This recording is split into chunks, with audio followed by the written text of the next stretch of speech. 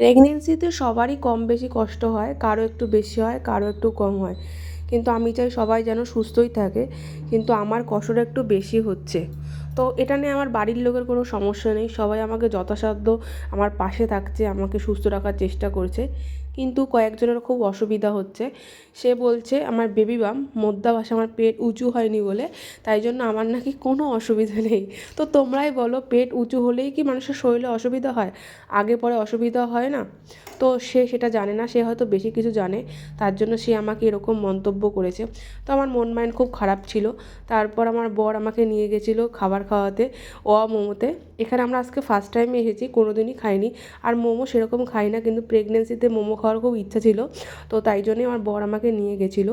তো এটা ছিল একটা অফারে 109 টাকা, অফারে দুটো দুটো মানে 4 পিস, 4 পিস 8 পিস, হ্যাঁ 8 পিস হচ্ছে 109 টাকা। তো যাই হোক, আমরা বাইরে বেশি হাইফাই দোকানে খাবার দাবার খাই না, কখনোই খাইনি।